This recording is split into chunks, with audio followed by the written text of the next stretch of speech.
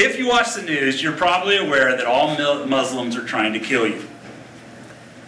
But maybe we can reconsider this assumption just for a minute. Looking at this rationally, you would note that there are actually peaceful Muslim countries, and there are plenty of peaceful Muslims in the United States, but our non-stop bashing of these people and their religion becomes a self-fulfilling prophecy. People have a tendency to rise or sink to your expectations. If you were a Muslim watching our news channels, you would seriously fear for the safety of yourself and your family. There were 7 million Muslims living in the United States on 9/11.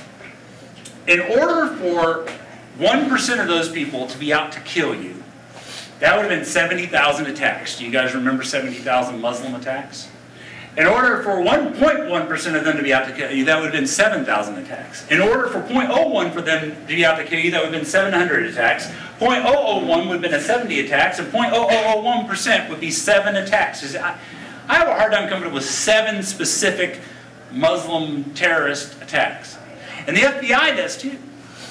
Actually, the FBI did a report that said that 7% of the terrorist attacks in the country were based on, that were religiously motivated, were based on Judaism, which is kind of a surprise.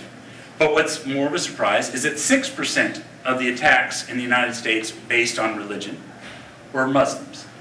Now, there are those people there, whenever I talk about this, they'll say, well, you should read the Quran. You should read the Quran. It tells them that they're trying to kill us. 1.5 billion people in the world that believe in the Quran, and obviously most of them are peaceful. So with those people that tell you just read the Quran, if you'd only read the Quran, you'd get it. Well, the fact is what's more than you putting this on these people putting this on a blog, facts. Facts speak more clearly than fear. And so that's what we need to get out there, is more of the facts. These people aren't out to kill you, and obviously, with as many Muslims we have living in this country who all believe in the Quran isn't what's causing this violence. You know what I mean? It's not the religion that's causing the violence. There has to be something else. If all these people live here and don't try to kill you, but they believe in the Quran, then obviously, scientifically speaking, you'd have to look for a different cause. And that cause is our interventions around the world. Now, I'm not saying that they don't fire up people in accordance with religion. There are people that fire people up and get them all brainwashed and get them just hardcore going because, you know, of the religion, and they use that as part of their war. For more on that, just see Fox News. Because they're inherently savages? Or is it because of their culture? Or is it because of religion? And that's the question here. But the other thing, it's like, okay, so you're saying he's Muslim. Is he going to kill you?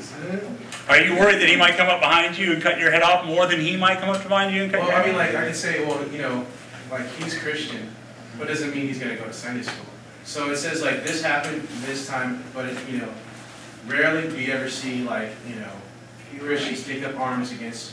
But you don't see people, you don't see Muslims in the United States using the Quran.